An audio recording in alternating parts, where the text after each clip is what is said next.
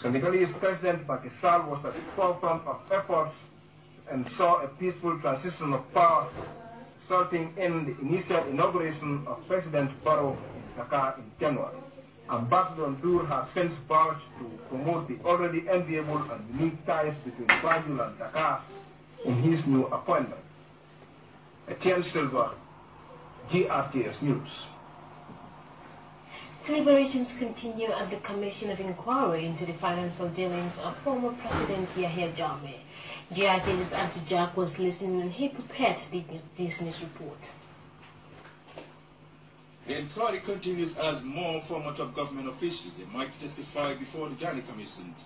Mr. Jam of Social Security opened the day's hearings, shedding light on the loan given to Norway as instructed by Office of the President, which amounted to €1,840,000. Cham testified that this money was designated for the installation of 2 generators stationed at Brikama Power Station.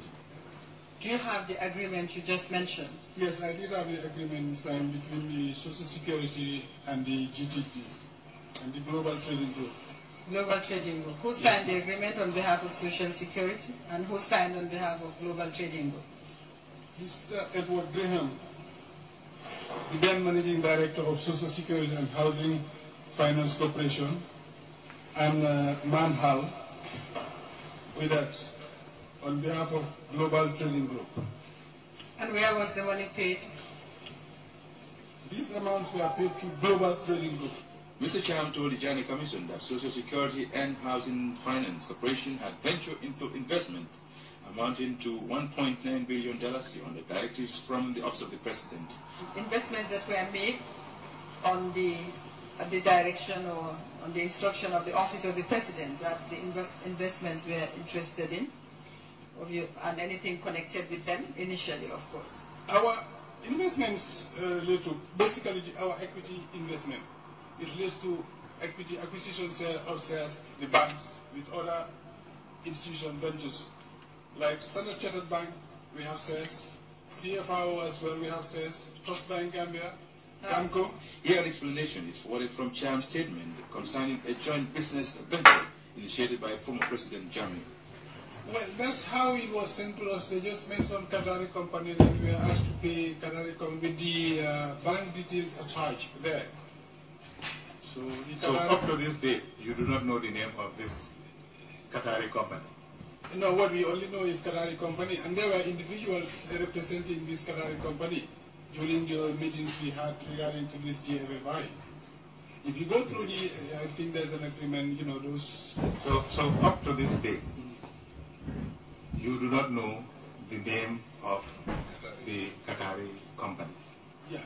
Mr. Cham was further quizzed to explain a payment made to a certain company called Canapro, but Mr. Cham remained adamant that it was a directive given from the Office of the President which authorized the payments. The Commission continues its hearings tomorrow. Answer Jack, reporting for Jad.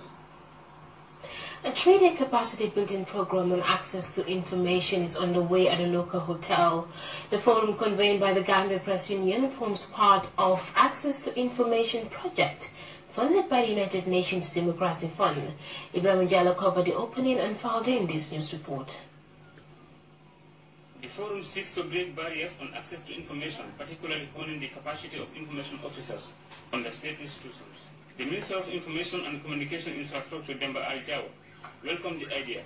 He stated the right to information is fundamental, noting that the era of arbitrary arrest and detention of journalists and violations of people's rights has ended and shall never be repeated. Communication is the key to success for every undertaking, including national development. Therefore, the right to information is a fundamental right of all people, regardless of their social status. GPU officials said the move will set the pace to strengthen the country's media fraternity through cooperative efforts. Its Secretary General Sekou Jammeh said the project was conceived in 2015 with a view to improving the Gambia's media environment. The overall objective is to improve the environment for freedom of expression in the Gambia. More specifically, through this project, the GPU should be able to provide a media regulatory body for the Gambia media. Modi Jabate is the executive director of the Association of Non-Governmental Organizations. He believes freedom of expression is the basic goal of every society and any government that ensures the right of the citizenry is protected. The one-off forum ended with the presentation and discussions between participants and leaders in the information domain. What's the purpose for providing information? The main purpose from our experience for providing information for citizens is to have the right to access information about what the president is doing and his engagements, no matter where the citizen was located. The forum is one of 6 stages of the free media project expected to improve the understanding of participants, including public relations officers, on the need to receive and expressly share information with the public. Ibrahim Jallo, GRTS News. The 9th National Congress of the Communist Party of China, the world's largest political party, is underway in Beijing at the city's Great Hall of the People. President Xi Jinping and Secretary General of the party, on behalf of the 18th Central Committee of the CPC, delivered a work report to the delegates of the 19th Congress. Prohibit is among journalists attending the Congress, and China reports. Attending the 19th National Congress of the Communist Party of the People's Republic of China, the assembly of the world's largest political party, with a membership of 89 million people, officially opened on Wednesday at the Great Hall of the People in Beijing. Every 5 years, the Communist Party of China convenes a national congress to revisit advancements made by the party, map out new directions, shaping reforms, and select a new leader to direct the country's affairs for the next 5 years.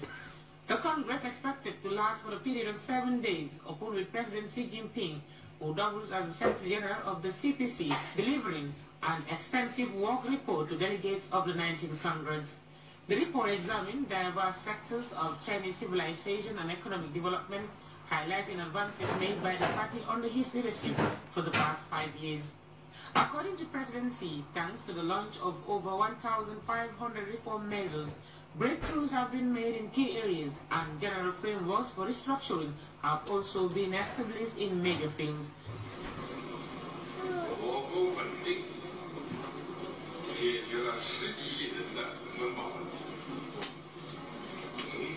The Chinese leader told the impressive assembly that the Chinese socialist system has been further improved, with notable progress made in modernizing China's structure and capacity for governance. Economic development, according to President Xi, should go hand in hand with the modernization of the military. The Chinese leader unveiled plans to engage major reforms to make China's army a world-class force by 2035. Xi went on to describe the one country, two system principle as a resounding success, and underscored that the central government will continue to support the administration of Hong Kong and Macau. President Xi's 18th Congress Work Report outlined a vast range of issues, among them the Belt and Road Initiative, resolving the Taiwan problem, strengthening of the One China policy, and the need to select party officials on the basis of ability and integrity. Even as he called attention for the need for CPC members to safeguard party solidarity, unity, and the sovereignty of China's borders, President Xi hailed the great success of socialism, with Chinese characteristics leading towards a new era. All eyes are now on China as the world looks forward to the outcome of the CPC's 19th National Congress. Rohi Vite, reporting for GRTS News from Beijing, China. From China now to development in agriculture. The Minister of Agriculture, Omar Jallo, has presided over the official opening of a 2-day forum on adapting agriculture to climate change in the Gambia.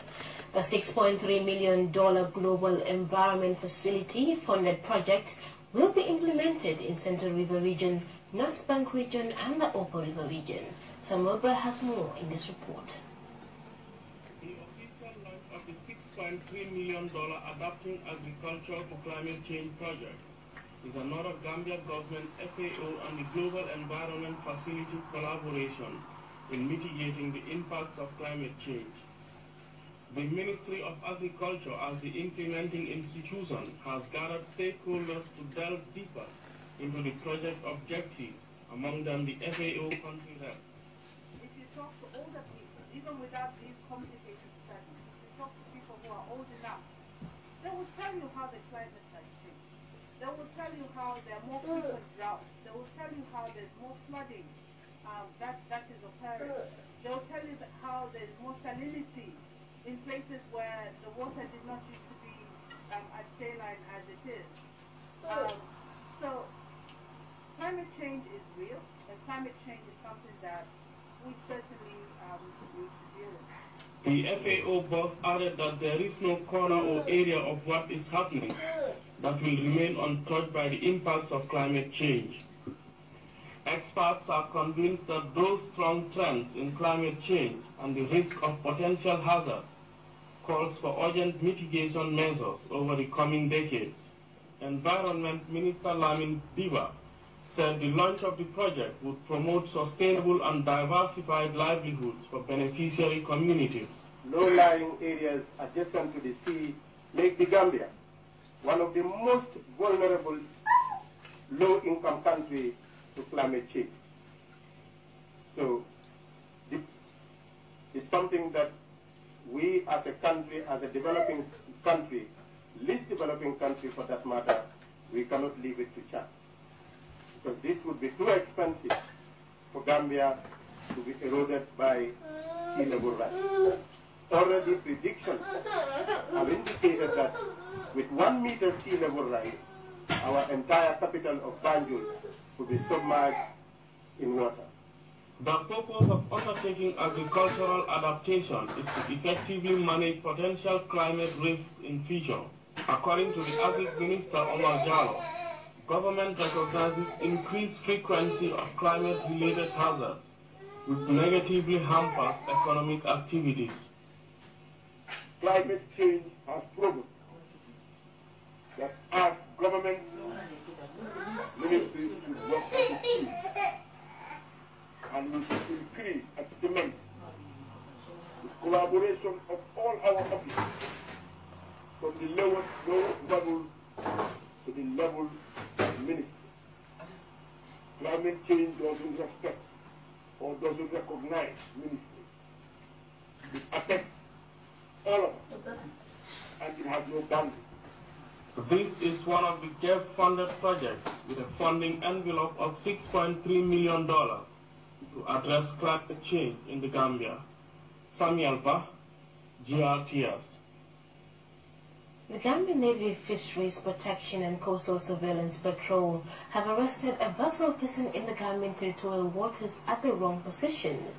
The boarding team inspected the license of the vessel, which was found to be valid, but the vessel was found to have violated the terms and conditions of the license.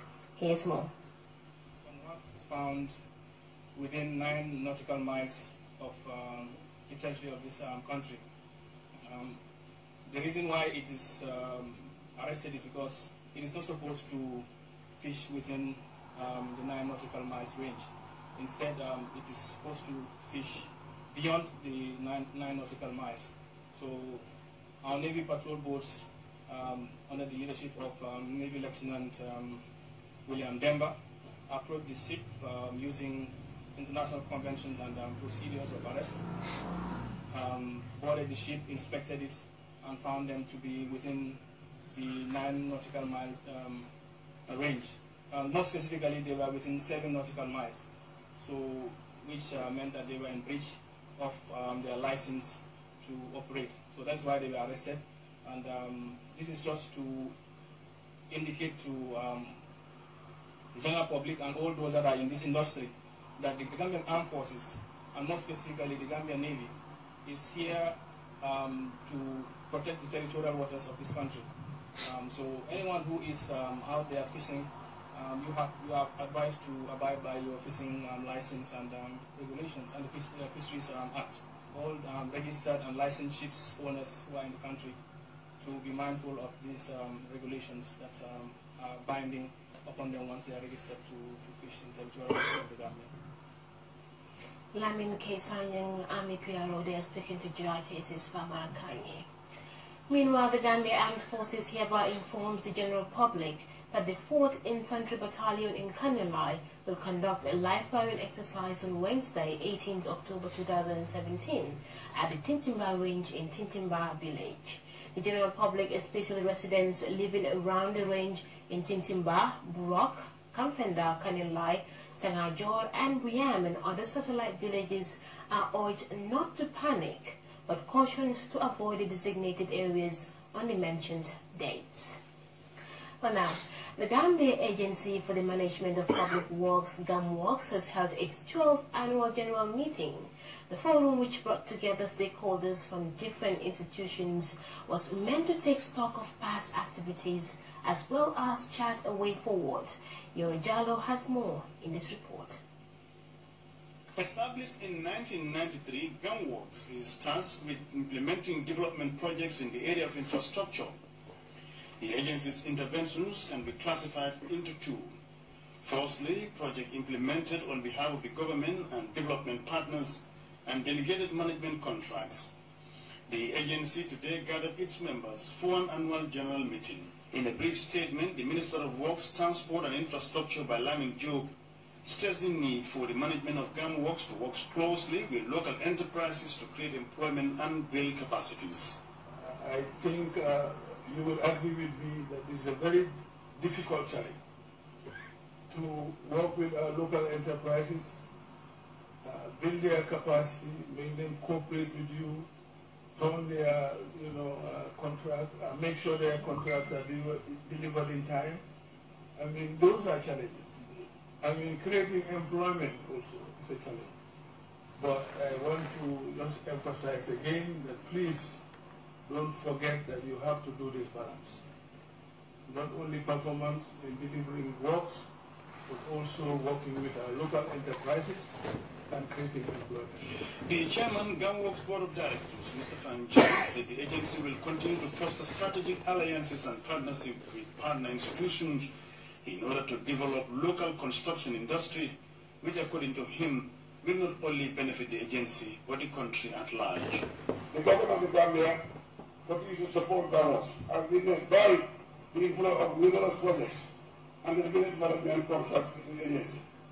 Therefore, on behalf of the Board of Directors of Management of GAMWORKS, I express our sincere gratitude to His Excellency President Adama Barrow and his government for their continued confidence in the agency. Dr. Government is giving us full support. With the presence of the highest, somebody in the office of the Secretary of the President, Mrs. Emma, his President Mr. Chair. This shows that GAMWORKS, government has confidence in GAMWORKS. Presenting his annual activity report, the Director General of GAMWORKS, Ibrahim Cham, spoke at length on the importance of the forum, noting that it will enable them come up with better solutions to the problems encountered during the period under review. The agency has been successful in collaborating with the various sectors, such as the Ministry of Finance and Economic Affairs and the Ministry of Health and Social Welfare, and with the public enterprises and agencies, such as the Gambia Revenue Authority and institutions such as the University of Gambia. GAMWORKS will continue to engage the sectors and public institutions in new projects and contracts. Islamic Development Bank. Following the successful completion of the SLEEP project, the agency, together with government, has been following up with IDB on a successful project. Management, with the support of the board, will continue to intensify resource mobilization efforts in the form of new projects and delegated management contracts. Mr. Cham stated that the award of new projects and contracts to GAMWORKS is as a result of the confidence bestowed in the agency by the government and development partners. The day-long forum was preceded by a question and answer session as well as the adoption of the audited financial report of the agency. For GRTS News, this is Zero Jalo reporting. The opening of the Vice Chancellor's Debate Championship under the auspices of the University of the Gambia Debate Association was held at the University of the Gambia, themed "In Speaking We Shall Be Heard." As educators witnessed the opening of the competition and filed in this news report. Some teachers never finish the work syllabus. Instead of them coming to class and teach, they waste 15 to 20 minutes of our time telling us why they hate teaching. My fellow students, let us not be lost in the jungle of illiteracy. Let us open the book of reality and know what it talks about. should also be voted for. Is that what you're saying? In as much as we are saying the right to vote and to be voted for, there is a clause in the Constitution that says that people that are convicted cannot be voted for, but that does not mean they should not vote. So listen to that next time you come here. A roaring atmosphere greets the opening of the Vice Chancellor's Debate Championship, staged by the 7th Executive of the University Debate Association. The debate engages students from senior secondary and tertiary institutions to widen their horizon in discussions and debates on national development issues. Ambassador's Debate Championship, which is now named after the Vice Chancellor of the University of the Gambia, it's one of the biggest debate competitions in the Gambia because we bring together students from the University of the Gambia and students from high school categories to debate on contemporary issues. So the winners of this competition always have tuition-free scholarship from the Vice Chancellor of the university to pursue any bachelor's or any degree that they want to do in the university for free. Host of important personalities were in attendance, among them the Vice Chancellor of the university and Khadijatu Tambajang. For us to strive as a human race, we must always debate. It is the ability to conceive, articulate, and evaluate arguments that make us a civilized people. Debate is rooted in respecting one another, whether we agree or disagree. Debate is what keeps us as a civilized people. Debate is very important in the educational institution, and I am very pleased to note that these young students from different schools, they are participating in today's debate competition. I must congratulate them, and I really appreciate their aspiration and their motivation towards participation in this debate competition. For SOS Haman Minor and Gambia Senior Secondary School, the topic of the day centered on whether teachers should be answerable for student failure in the WAS exams, was a draw between BPA and the School of Arts and Sciences, debated the legality of prisoners being allowed to vote in elections. The job to convince the audience followed and produced interesting perspectives that added great color to the day, with thought-provoking analysis making every second count. For if the teacher does not have the ability to give out the information as it is expected for those students, then therefore the students cannot be blamed for their math failure, but rather the teacher. You can only take a horse to a river, but you can't force the horse to drink. In every society, there are positive and negative people. So in school, there are students that are ready to learn and students that are not ready to learn. So I say failure is a choice.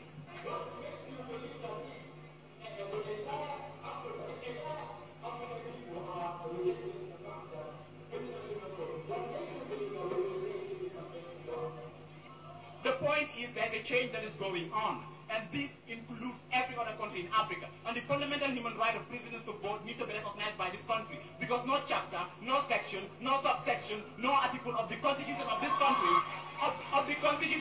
country, says clearly that a prisoner doesn't have the right to vote. It says that a convict doesn't have the right to vie for a public office, but it doesn't say a prisoner doesn't have the right to vote. So why can't we accept this as a country? In the climax, the School of Arts and Sciences emerged victorious with 75 points, whilst BPA made a close second with 70 points. In the other contest, SOS thrashed Gambia High with a single point difference that won the day. At the Gambia's highest citadel of learning, young scholars are preparing for more debates on pertinent subjects, attracting the finest orators in schools across the country. For GRTS News, I am Aisha Keita. Well, from that very interesting topics, we'll take a break. When we return, we go with sports. We'll be right back. To stay with us.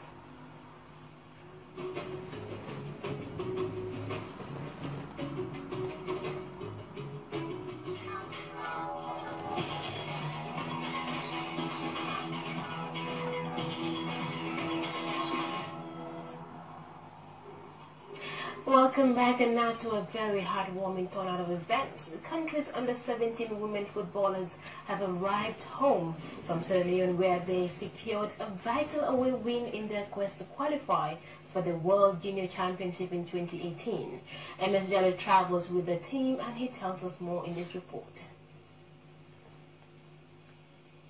The victorious under-17 women's football team made a triumphant return home after an impressive away win in Sierra Leone. The Junior Scorpions beat their Sierra Leonean equivalents 3-0 in the first leg of the first round of qualifiers for the 2018 FIFA Under-17 Women's World Cup in Uruguay.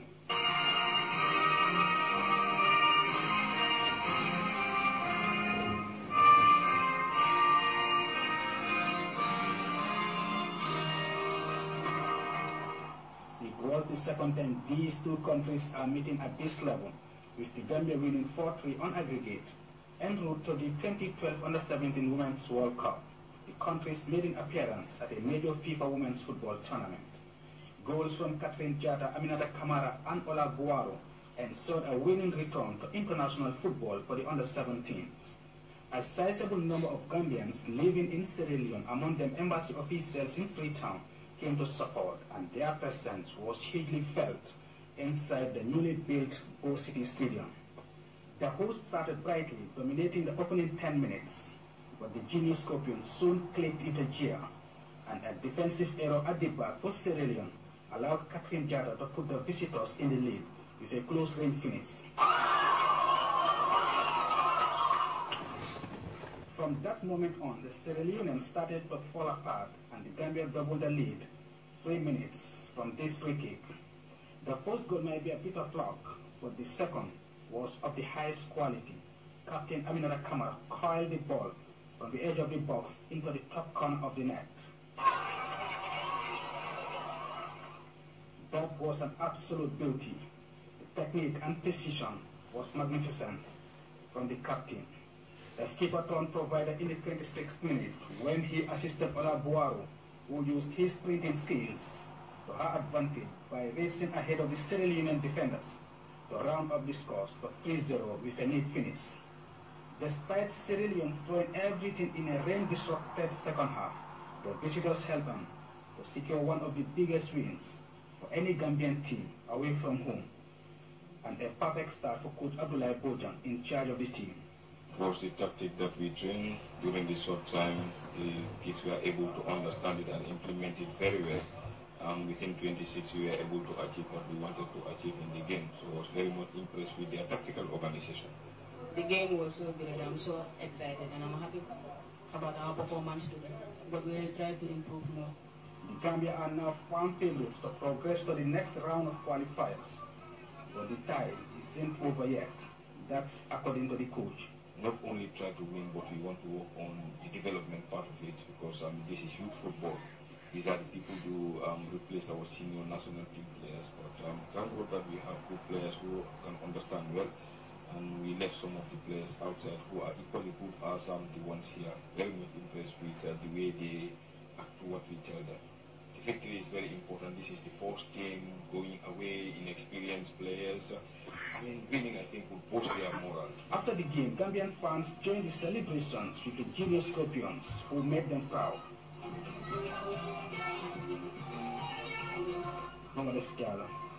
GRTS Sports. Indeed, they have made us proud as well, where viewers will turn our attention to news from beyond our borders. The Communist Party of China has convened its 19th National Congress. On behalf of the 18th CPC Central Committee, Secretary General Xi Jinping delivered the political report. He gave his thoughts on socialism with Chinese characteristics for a new era. Xi Jinping also says the CPC will deepen reforms and accomplish its 2 centenary goals. That is, a well-off society by 2020 and the great rejuvenation of the Chinese nation by 2049, when the party marks its centennial. And he stressed fighting corruption and the well-being of the people. While CGTN's correspondent Han Bin filed in this report from the Great Hall of the People.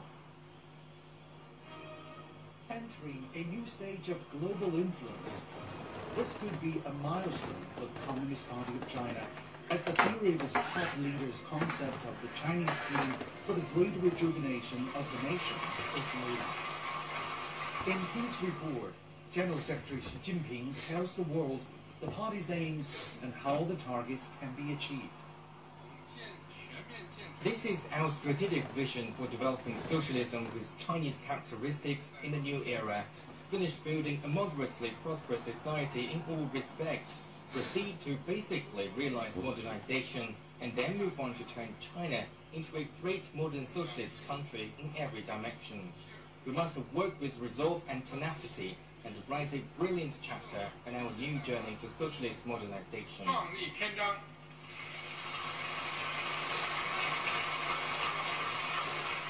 Past the decades of reforms have focused on resolving domestic problems. Xi's reforms have also focused on how China deals with the rest of the world. Many say he's taken a pragmatic approach to respond to changes. He promotes globalization to create what he calls a win-win situation for all. China's economy has maintained steady growth despite the global slowdown. The Belt and Road Initiative and a more active role in matters like UN peacekeeping and climate change, along with Xi's concept of building a global community of common destiny, have helped put the country in a rising position. Xi understands the party's real threat comes from within. We have tightened political discipline and rules to ensure that political responsibility for governance of the party is fulfilled at each level of the party organization. The report touches on a dozen areas to work on: further reforms, transformation to an innovative society, improving people's well-being, and strengthening party building. The Party Congress, which comes every 5 years, is regarded as the country's most important political meeting. The new leadership lineup and amendments to the party's charter could bring changes to a wide spectrum of policies. Xi Jinping's report is a theoretical expression and guiding directions of China's path. The message is clear. China has confidence about its own solutions, which are coming from inside and work for the best interest of its own development. The policies to be endorsed could bring about profound transformation to the Chinese society as well as the world beyond. Habib, CGTN, at the Great Hall of the People. Now, calling the second coming, but 6 years after the assassination of former Libyan ruler Muammar Gaddafi, his family's lawyer declared that Gaddafi was a victim of conspiracy. His son, Saif al-Islam, is now preparing to return to political life. More in this CGTN report.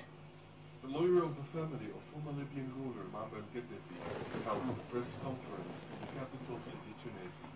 He announced that Gaddafi would never have been overthrown without foreign intervention. In 2011, the late Gaddafi was betrayed. The foreign military intervention led to the fall of the regime, and thousands of armed mass murders came to Libya. The goal of the conspiracy was to divide this rich African country and to control its natural resources. The lawyer announced that Saif al-Islam, the second son of the Libyan leader, was released from prison under a Libyan amnesty law.